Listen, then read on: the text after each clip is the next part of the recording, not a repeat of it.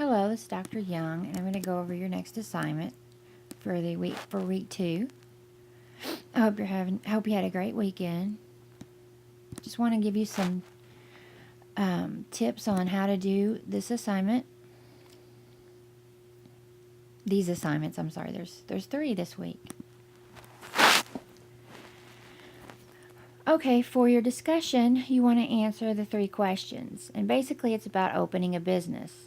One thing I've noticed about the answering this question is students don't answer them all. So for number 1, you want to pretend you would like to be an entrepreneur and describe the type of business that you would like to own. When I say type, I mean how would it be set up? That should be clear in your lecture and your text. What I mean by that. List some of the reasons you would like to own this business rather than working for someone else. In other words, what are the benefits for you?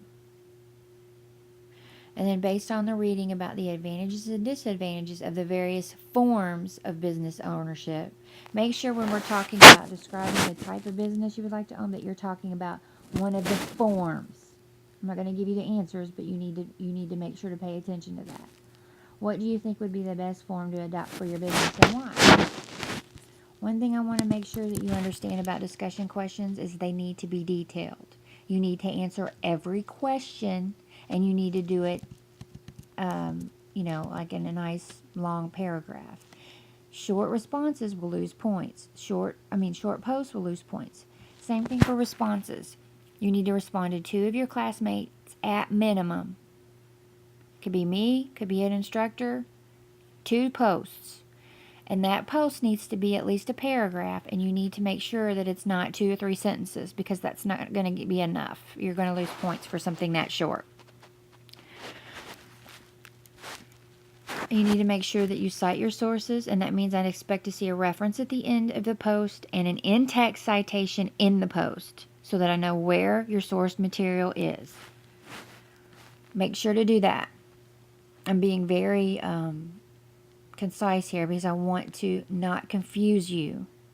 So you want to make sure, and I don't mean to be condescending at all. I just want to be clear because it's just week 2.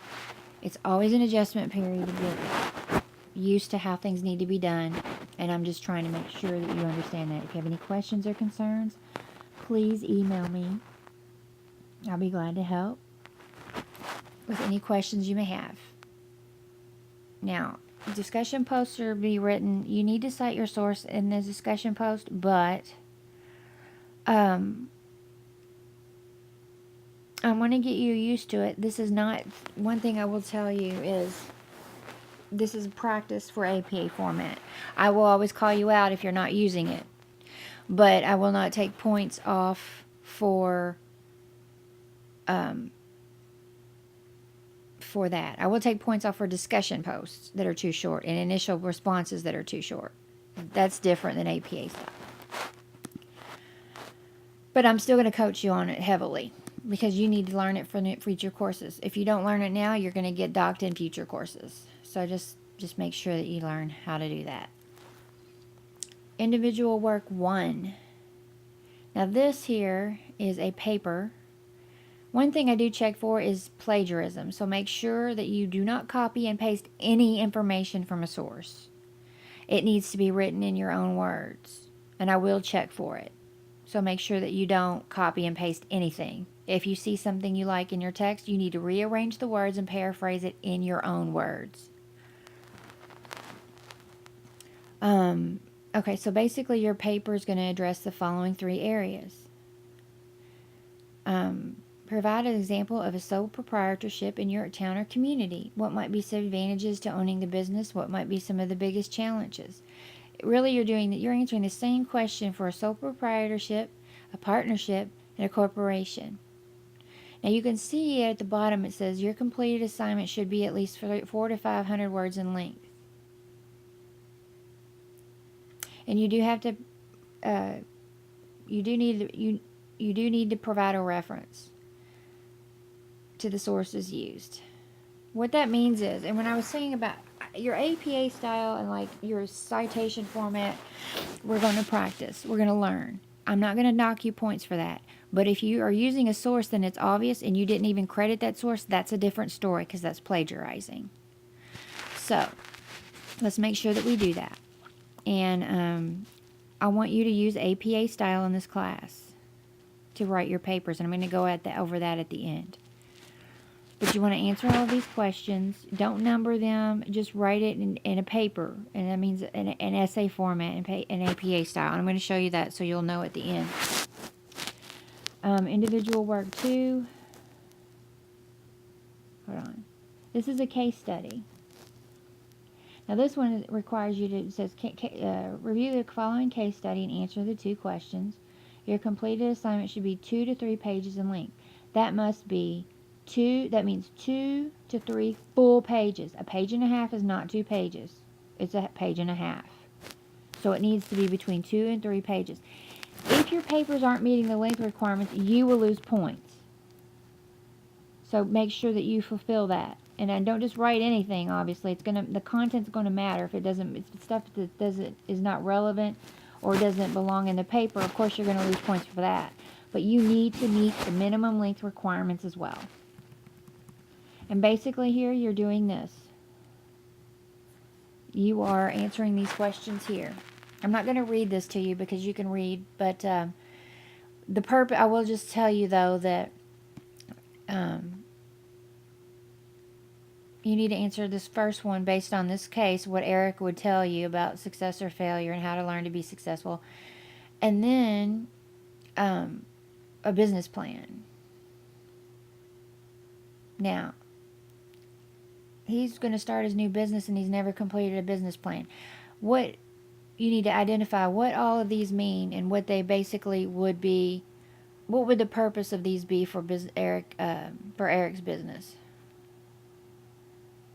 So anyway, I want you to think all individual work assignments are papers written in APA, should be written in APA style. So,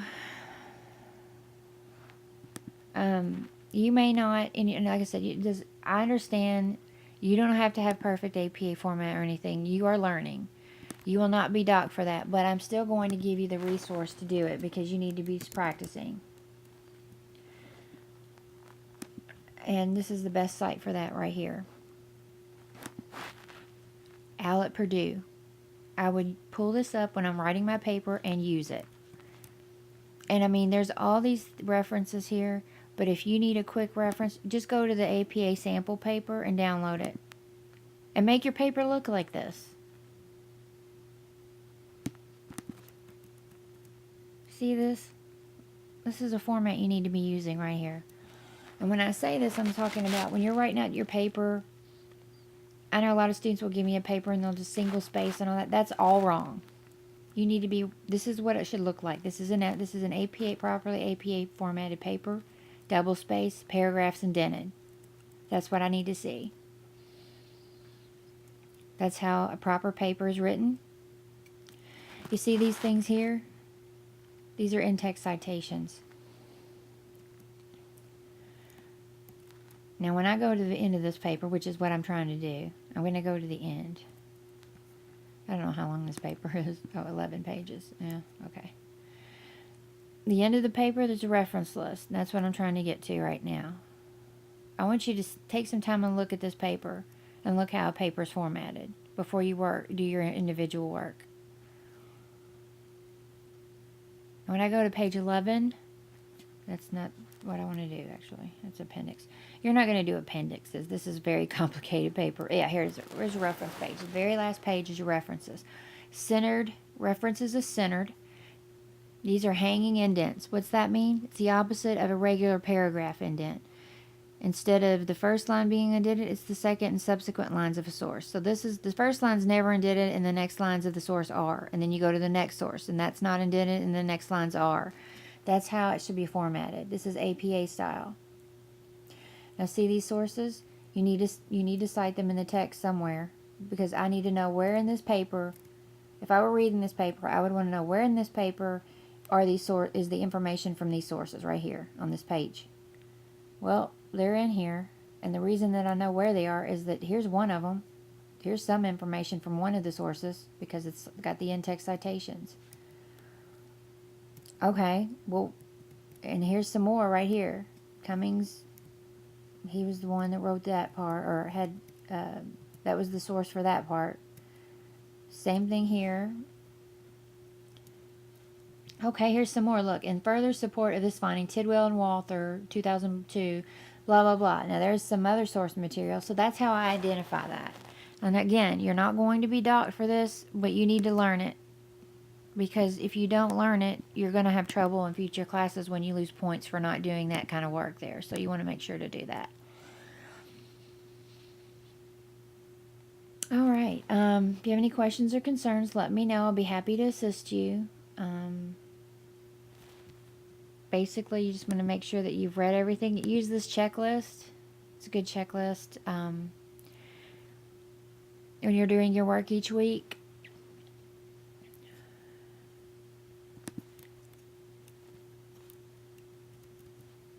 It helps you kind of get everything you needed, look at everything you need to know in order to be able to complete the assignments.